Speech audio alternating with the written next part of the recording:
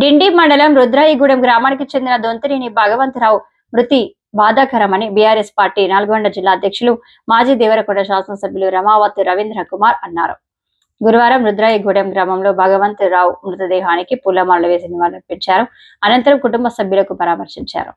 ఈ సందర్భంగా ఆయన మాట్లాడుతూ భగవంతరావు గ్రామ ప్రజలకు తీరని లోటు అని ఆయన అన్నారు. భగవంతరావు మృతి పట్ల ప్రగాఢ సానుభూతిని తెలిపారు.